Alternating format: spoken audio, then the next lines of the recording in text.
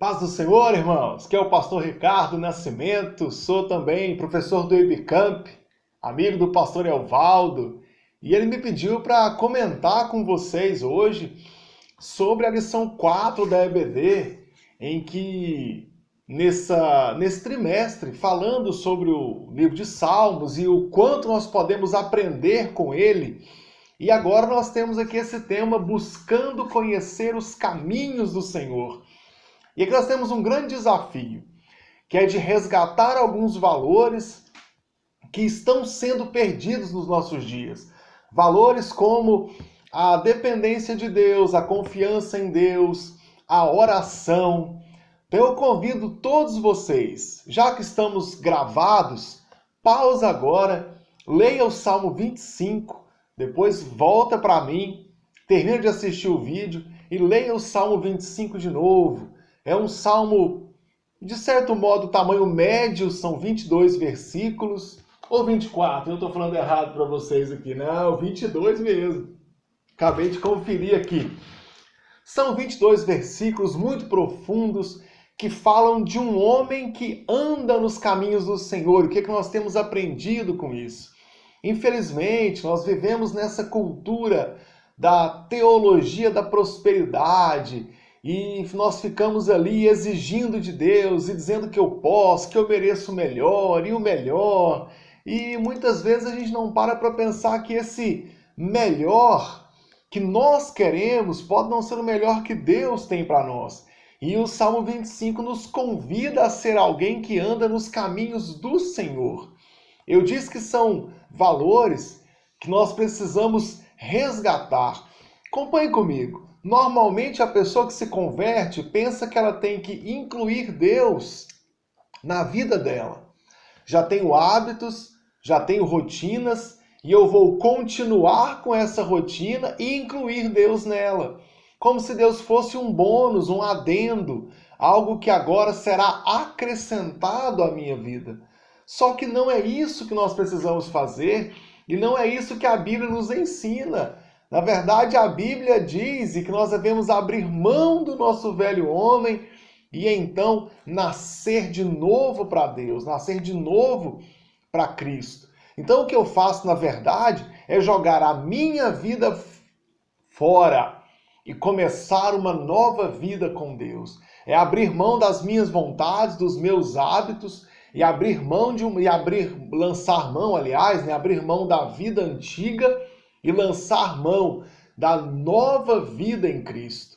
E aqui o Salmo 25 me dá 3 passos para que eu consiga fazer isso, para que eu possa chegar então nessa vida de quem depende do Senhor e de quem anda com o Senhor. Vamos separar aqui em 3 partes, eu prefiro começar aqui do versículo 1 até o versículo 7, em que o salmista chama a Deus, ele convida Deus para que permita que ele ande com Deus através da oração. E o versículo-chave é logo o primeiro, quando ele fala: a ti, Senhor, elevo a minha alma. Olha aqui a oração de alguém que confia em Deus. A oração de alguém que coloca no Senhor a sua confiança e a sua proteção. Quando eu falo eleva a alma, é uma expressão um tanto poética, né? Mas eleva o meu ser, eleva os meus pensamentos, as minhas vontades, e eu coloco isso na presença de Deus. Quantas vezes nós temos nossa confiança em coisas naturais, em pessoas, talvez em uma condição que nós temos, que pode ser financeira, pode ser uma estabilidade no trabalho, um concurso, por exemplo, e a gente fica aqui o tempo todo pensando que aqui está a minha confiança e é ali que eu dispenso, que eu jogo as minhas ansiedades. E aqui o salmista vai dizer que não, que eu preciso colocar a minha confiança nele, colocar a minha vontade nele. O crente maduro, ele necessita de Deus e espera que Deus resolva as suas questões. E como é que eu faço isso? Eu faço com oração. Aquele que confia no Senhor é alguém que ora, é alguém que coloca diante de Deus os seus problemas e as suas dificuldades. E nós sabemos o que é orar, que é colocar a nossa confiança no Senhor, é falar com Deus, abrir a boca e confessar os nossos problemas de confiança nele. E eu preciso ter certeza de que Deus vai me dirigir. E aí o começo desse salmo, até o versículo 7, nós vamos encontrar essa situação de total dependência de Deus, de confiança no Senhor, de colocar nele as minhas expectativas. Quantas vezes nós estamos com um problema e eu chego em casa, eu vou assistir televisão para assistir um filme, um programa qualquer que vai me acalmar do meu dia difícil, talvez um amigo, um hobby, um esporte que eu pratico. E aqui esse salmo vai dizer que na hora da angústia, eu devo levar a minha alma ao Senhor e confiar e esperar que Deus seja o meu refúgio, que Deus seja o meu auxílio nesse momento. E com toda certeza, Deus vai nos dirigir. E é isso que nós precisamos colocar nele a nossa confiança e a nossa proteção. E aqui tem outro ponto que também é pouco falado, e eu vejo que é hora da gente resgatar alguns valores, de que é a confissão dos nossos pecados e colocar em Deus a expectativa para remissão, para perdão desses pecados. Infelizmente, nós falamos pouco disso nas igrejas, nos cultos, e muitos novos pregadores, e infelizmente aqueles que são mais, não todos, é claro, não posso generalizar aqui, mas muitos do que falam sobre coaching cristão, master coaching, e não se fala mais a palavra pecado. Fala erro, fala vacilo e usa uma série de adjetivos que tiram o peso de responsabilidade de nós, que é o do nosso pecado, que é o quanto nós somos pecadores e necessitados da glória de Deus, o quanto nós somos pecadores e precisamos colocar nele a confissão dos nossos pecados, para então sermos curados, para que possamos ser resgatados e limpas as nossas feridas. Vamos usar essa expressão que a Bíblia tanto usa, da ovelha ferida, e que o pastor cuida e restaura as feridas, para que ele faça isso conosco. Eu preciso, em primeiro lugar, confessar os meus pecados diante de Deus. Ninguém que tem o interesse, que quer andar com Deus, vai conseguir, se não confessar os pecados diante de Deus, não colocar diante do Senhor a sua confiança e os seus males, a dizer: Deus, eu reconheço os meus pecados, que eu sou pecador, que eu sou mau. Sempre vai ter alguém para dizer que não, eu não peco desse tanto, não. Peca. Já tentou passar um dia todo sem pecar? Conseguiu? Mas se você disser: hoje eu vou pecar muito, como consegue, não é? E isso acontece porque nós somos pecadores. A nossa humanidade é pecadora. E eu preciso confessar e colocar isso diante de Deus. E eu não estou colocando os meus pecados e os meus medos e as minhas dificuldades em alguém que é um Deus punidor, que tem prazer em fazer mal para as pessoas. Não! Mas colocar diante de um Deus que é bom, que é justo e que está disposto a perdoar os nossos pecados. Jesus morreu na cruz por nós, para que fossem perdoados os nossos pecados. Nós podemos confiar nisso, porque os caminhos do Senhor são de misericórdia e verdade. Não só em Salmos, eu olho para a Bíblia inteira e eu vejo o perdão de Deus sobre a humanidade, o convite para mudança de vida, para restauração do homem e da mulher, todo santo dia. O perdão daqueles que procuram o Senhor. Então faça isso agora. Quer confiar em Deus? Ore, coloque tudo na presença dele. Mas não adianta fazer isso sem a confissão dos pecados. Muita gente acha que vem ao culto, que vai à igreja, que assiste a reunião, que levanta a mão, canta, ora, chora, que dá oferta. E tem tantas igrejas por aí que centralizam o culto no momento da oferta, como se dar dinheiro para a igreja fosse a grande vontade de Deus para a humanidade. Não é. E na verdade é a confissão dos pecados. É de alguém que quer uma bênção de Deus, que confia no Senhor, ótimo. Mas que também diz: Pai, aqui estão os meus pecados. E eu confesso eles diante do Senhor. A Bíblia fala que Deus resiste aos soberbos e dá graça aos humildes. E é justamente os humildes, aqueles que confiam no Senhor, que não confiam em si, é quem será perdoado, é quem vai receber do Senhor o perdão dos pecados. O Salmo 25, versículo 11, para mim é chave nessa etapa aqui. Quando ele fala, eu vou ler na NVI: por amor do teu nome, Senhor, perdoa o meu pecado, que é tão grande.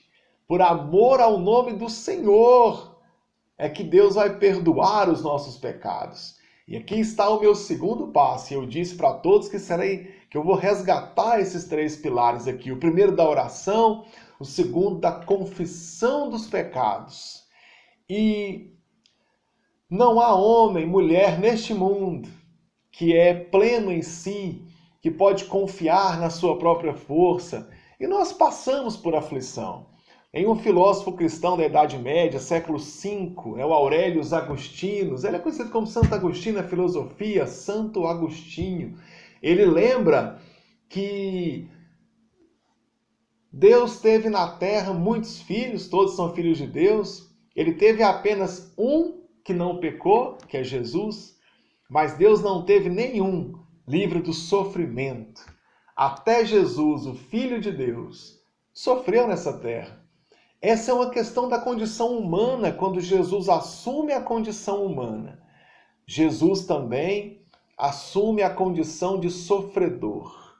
Não que Deus seja um sofredor, mas Jesus, enquanto homem, enquanto se fez homem e viveu entre nós, ele também experimentou o sofrimento. Isaías vai dizer isso, né? Homem experimentado no sofrimento, homem de dores. E aqui, no momento da aflição, no momento da dor, no momento da angústia, é a hora de expressar a nossa dependência de Deus e esperar em Deus a solução. Muitas vezes as pessoas vêm à igreja e querem sair de lá com a resposta na mão, com o milagre na mão, e não querem pacientemente aguardar a proteção do Senhor, e não quer pacientemente aguardar que Deus abençoe e que Deus transforme as nossas vidas e que Deus haja no momento dele. Então, no final desse salmo, o salmista faz agora, na verdade, uma oração em que ele confirma em que a confiança que ele tem em Deus, onde ele fala que Deus vai dar descanso para Israel diante dos inimigos. Lembra do Salmo 23? Talvez o salmo mais conhecido da Bíblia, preparas uma mesa para mim na presença dos meus inimigos. E aqui no Salmo 25, o salmista fala a mesma coisa. Vamos pensar do versículo 15 até o 22, o final desse salmo, em que ele lembra de que Deus vai dar descanso para Israel em relação aos inimigos. Eu posso trazer para os nossos dias e pensar, se Deus deu lá para o Antigo Testamento, e ele promete descanso para Israel em relação aos inimigos. Muitas vezes são inimigos militares, são povos vizinhos. Mas e hoje? Hoje eu tenho problemas que me afligem, eu tenho inimigos que me rodeiam, inimigos por iniciativa deles. O crente não pode ter inimigo por iniciativa dele próprio. Eu tenho inimigos porque eu não quero ser amigo da pessoa. Não, eu quero, mas como o outro quer ser inimigo, a iniciativa desta pessoa, então, que seja um inimigo. E quem vai dar essa solução, quem vai dar a libertação, é o próprio Deus, que vai agir no tempo dele. Então, essa oração do final desse salmo é muito importante. O versículo 22, ó Deus, liberta Israel de todas as suas aflições. Nós estamos aqui confiando em um Deus de justiça, confiando em um Deus que age confiando em um Deus que age em nossas vidas silenciosamente, no tempo dele, pronto para nos abençoar, pronto para estar do nosso lado. Só que a oferta de Deus não é para quem quer. E aí eu quero finalizar aqui com essas palavras. Muita gente acha que Deus está ali oferecendo milagre para quem quer. Gente, todos querem. Mas Deus quer oferecer o perdão dele para quem confessa os pecados, para quem tem vida de oração e para quem espera no Senhor a salvação, no tempo dele, o perdão no tempo dele. E é assim que nós vamos aprender a confiar no Senhor. Se for para eu me apresentar diante de Deus, dando ordens a Deus, dando prazos a Deus de quando eu acho que ele deve agir, isso no tempo de Deus, no tempo nosso, né, que Deus deve agir, esse não é o propósito de Deus e esse não é o modo como Deus age conosco. e nem como ele age em nós. O agir dele é no tempo dele, nossa confiança é nele. Então, se eu posso refletir algo nesse salmo, é justamente esta confiança de que o Senhor fará no tempo dele e eu sou dependente de Deus. Sou alguém que vive em oração, colocando diante dele as minhas aflições e os meus medos. Eu confesso os meus pecados e espero de Deus a remissão desses pecados, o perdão. E, em último lugar, eu vivo na dependência e na confiança do Senhor. E o último versículo desse salmo, Salmo 25, versículo 22, ó Deus, liberta Israel de todas as suas aflições. Queridos irmãos, quando eu terminar esse vídeo, volta para o Salmo 25, leia ele novamente. E depois das minhas palavras, eu tenho certeza que você terá um conhecimento um pouco mais profundo desse salmo. E que você, assim como eu estou aprendendo agora, possamos colocar em prática essa vida de dependência e de confiança no Senhor. Que Deus abençoe a todos vocês.